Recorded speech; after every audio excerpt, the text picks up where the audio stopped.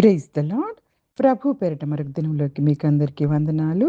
ఈ దినం ప్రభు మన కొరకు ఏర్పాటు చేసుకున్న వాక్య భాగము కీర్తనలు 17వ అధ్యాయము 1 నుంచి 15 వచనాలు. యెహోవా, న్యాయమును ఆలకించుము, నా మొర అంగీకరించుము, నా ప్రార్థనకు చెవియొగ్గుము. అది కపటమైన పెదవుల నుండి వచ్చినది కాదు. నీ సన్నిధి నుండి నాకు తీర్పు వచ్చునుగాక. నీ కనుదృష్టి న్యాయముగా చూచును. రాత్రివేళ నువ్వు నన్ను దర్శించి నా హృదయమును పరిశీలించితివి, నన్ను పరిశోధించితివి. నీకు ఏ దురాలోచనయు కానరాలేదు. నోటి మాట చేత నేను అతిక్రమింపను. మనుషుల కార్యముల విషయమైతే బలాత్కారుల మార్గములు తప్పించుకొనుటకై నీ నోటి మాటను బట్టు నన్ను నేను కాపాడుకొని ఉన్నాను. నీ మార్గముల యందు నా నడకలను స్థిరపరచుకొని ఉన్నాను. నాకు కాలు జారలేదు. నేను నీకు మొరపెట్టుకొని ఉన్నాను. దేవా, నీవు నాకు ఉత్తరమిచ్చెదవు. నాకు చెవియొగ్గి నా మాట ఆలకించుము. నీ శరణు చొచ్చిన వారిని వారి మీదకు లేచి వారి చేతిలో నుండి నీ కుడి చేతి రక్షించువాడా, నీ కృపాతిశయములను చూపుము. ఒకడు తన కనుపాపను కాపాడుకున్నట్లు నన్ను కాపాడుము. నన్ను లయపరచుగోరు దుష్టులను పోగొట్టి కాపాడుము. నన్ను చుట్టుకొని నా ప్రాణ శత్రువుల చేత చిక్కకుండును. నీ రెక్కల నీడ క్రింద నన్ను దాచుము.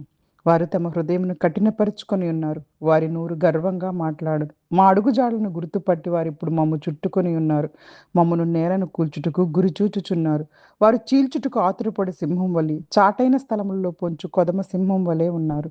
యెహోవా, లెమ్ము, వారిని ఎదుర్కొని వారిని పడగొట్టుము. దుష్టుని చేతిలో నుండి నీ ఖడ్గము చేత నన్ను రక్షింపుము. లోకుల చేతిలో నుండి నీ జీవిత కాలంలో తమ పాలు పొందిన ఈ లోకుల చేతిలో నుండి నీ హస్తబలము చేత నన్ను రక్షింపుము. నీవు నీ దానములతో వారి కడుపు నింపుచున్నావు. వారి కుమారులు కలిగి తృప్తి నొందుదురు. తమ ఆస్తిని తమ పిల్లలకు విడిచిపెట్టుదురు. నేనైతే నీతి గలవాడినై నీ ముఖదర్శనం చేసేదను. నేను మేల్కొనున్నప్పుడు నీ స్వరూప దర్శనంతో నా ఆశను తీర్చుకుందును. హల్లెలూయా, హల్లెలూయా. పరిశుద్ధ దేవుడు ఈరోజు ఈ వాక్య భాగం ద్వారా మనందరితో మాట్లాడడానికి ఇష్టపడుతూ ఉన్నారు.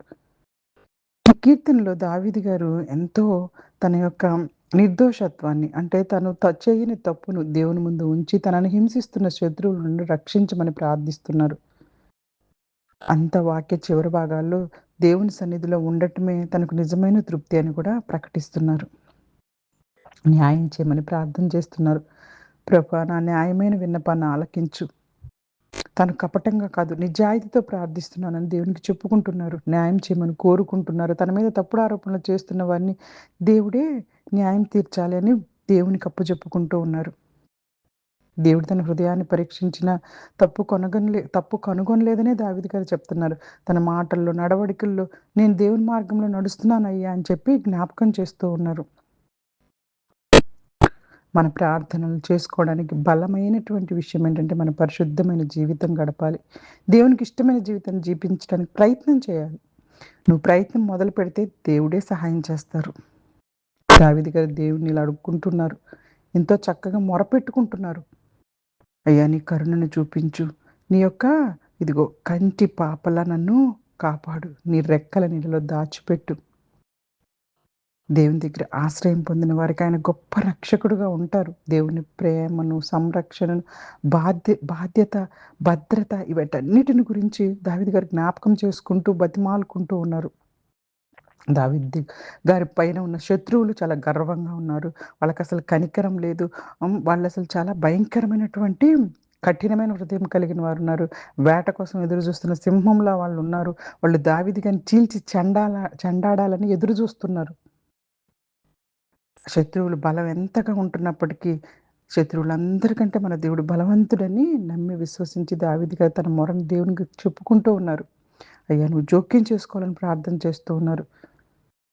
తన శత్రువులందరిని అడ్డుకోవాలని. ఈ లోక సంపదల్లో తృప్తి పడే వారికంటే దేవుని సన్నిధి గొప్పదని భావించే వారిలో దావీదు గారు మొదటి నుంచి ఆయన సన్నిధిలోనే అన్ని మొరపెట్టుకునేవారు. నేనైతే నీతితో నీ ముఖదర్శనం పొందుదును. మేల్కొనినప్పుడు నీ స్వరూపాన్ని చూచి తృప్తి పొందుతాను. ఎంతో గొప్ప వచనం. దావీదు గారికి నిజమైన ఆనందం తన రాజరికంలో, ధనంలో, అధికారాల్లో, విజయాల్లో లేదు. దేవునితో సన్నిహిత సంబంధం కలిగి ఉండటమే అత్యున్నతమైన ఆశీర్వాదాన్ని దావీదు గారు గుర్తిస్తూ ఉన్నారు. ఈ దినము కూడా మనం నేర్చుకోవాల్సిన ముఖ్యమైన విషయాలు. నిజాయితీతో చేసిన ప్రార్థనను దేవుడు ఆలకిస్తున్నాడు. నువ్వు పశ్చాత్తాపంతో చేసే ప్రార్థనను దేవుడు ఆలకిస్తున్నాడు. నువ్వు పరిశుద్ధమైన జీవితం గడుపుతూ ప్రార్థన నీకు బలాన్ని ఇస్తుంది. దేవుడు తన పిల్లలకన్నీ కంటికి పాపలా కాపాడుకుంటూ ఉంటారు. శత్రువులందరికంటే మన దేవుడు గొప్పవాడని మనం విశ్వాసంలో ముందుకు సాగాలి. ఈ లోక సంపదలన్నిటికంటే దేవుని సన్నిధే నిజమైన ఆనందము, తృప్తి ఉందన్న విషయాన్ని మనము గ్రహించాలి. కీర్తన 17వ అధ్యాయం అంతా మనకు నేర్పించేదేంటంటే, అన్యాయం ఎదురైనా సరే దేవుడినే నమ్మాలి. ఆశీర్వాదాలు రాకపోయినా సరే దేవుడినే నమ్మాలి. మనకు తెలుసు కదా! దానియేలు గ్రంథంలో కూడాను, దానియేలు గారి స్నేహితులందరూ కూడాను, ఇదిగో నువ్వు రక్షించినా, రక్షించకపోయినా అంటే దేవుడుని ఇదిగో మీ దేవుడు రక్షించడేమో మిమ్మల్ని. ఈ మంటల్లో వేసేస్తున్నామంటే గూడా ఆయన మమ్మల్ని రక్షించినా, రక్షించకపోయినా మీరు పెట్టిన విగ్రహానికి మేము మొక్కమంటే మొక్కము. ఆయన మా దేవుడు. అంతే. చూసారా? భయంకరమైనటువంటి సిట్యుయేషన్స్‌లోకి, శిక్షల్లోకి వెళ్తూ కూడా వాళ్ళు దేవునికి వ్యతిరేకంగా మాత్రం ఉండమన్నారు. మా దేవుడు రక్షించటానికి గొప్పవాడు. ఆయన రక్షించటానికి సమర్థుడు. అయినా సరే ఒకవేళ ఆయన రక్షించకపోయినా సరే మేము మాత్రం తప్పు చేయమని చెప్పేసేసి అంటూ ఉన్నారు. హల్లెలూయా! హల్లెలూయా! దావీదు గారు కూడా ఇక్కడ అదే చెప్తూ ఉన్నారు. మన జీవితాల్లో కొన్నిసార్లు అన్యాయాలే ఎదురవుతాయేమో, అయినా దేవుడినే నమ్మాలి.